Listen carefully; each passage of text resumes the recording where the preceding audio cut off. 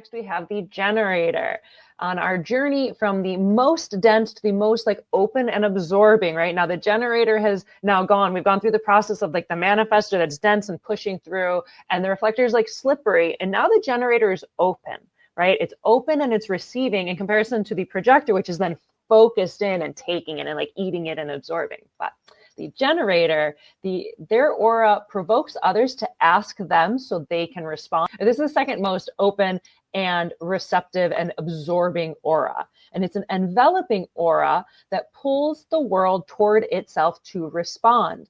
And they are the great builders of our civilization. They are the great doers and builders. They have that defined sacral that like wants to build something, wants to create something that's right for them.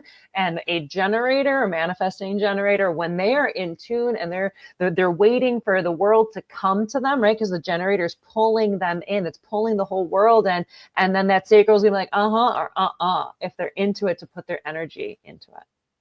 And it's really profoundly that way.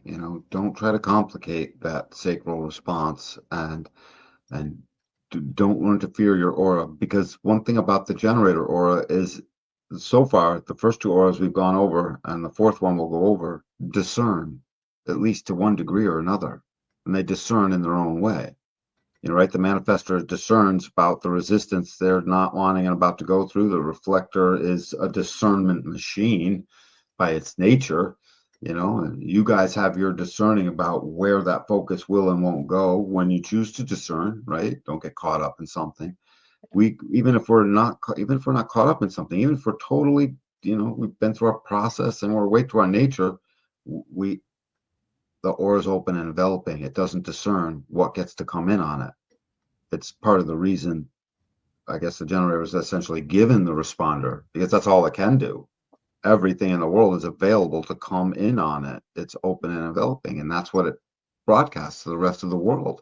So recognize, as a generator, you can't just go there and have yourself not be seen, felt, or enveloping the other. No matter what you do, someone's going to check in on you and ask you a question. So it's coming. Yeah, I mean, you're pulling it in.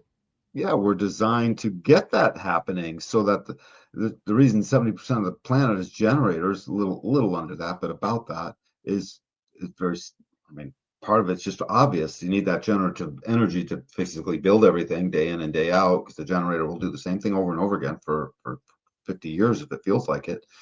And at the same time, it's like a glue. It's part of the attraction thing that keeps everything getting pulled together, so that we can make more, so we can have tribes, so we have something to protect, and all of that good stuff.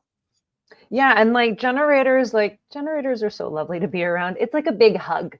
Like, that's what I feel like. It's like when you buy our manifestor, it's just like you can feel like there's a little bit of a wall, even if they're super sweet. And every manifestor that I meet, like they're like little hermit crabs inside of a shell. They have this like hard shell, but inside they're so squishy and sweet, and they just want to be loved. But they have this aura that just is kind of a wall that you're going to kind of push up against. And the reflectors, it's like, oh, they're interesting, but they're a little slippery and you can't quite hang on to them. Whereas the generator can be like with 10 people and could feel every single person that generator is with, because it can feel like they are in an auric hug, because it's just like pulling it in and holding them, like, come here, let me hold you.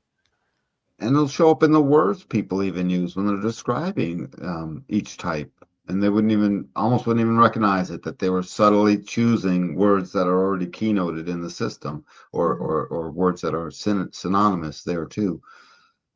So yeah, that's the generative aura. You can count on it stretching out, evolving, and acting like a sinkhole that takes the stuff and slowly makes it move towards it, slowly but surely. It's a motion that, when you're a generator, you should start to recognize that, A, and B, the more you allow it to happen, the more it will draw into your world the way it's supposed to. Fantastic. And listen to that sacral response.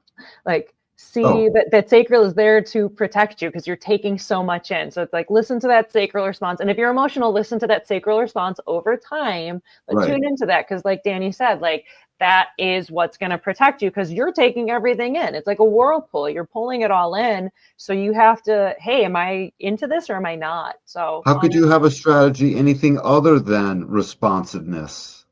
Right? I mean, how could, right? It's like, it has to be built into the system.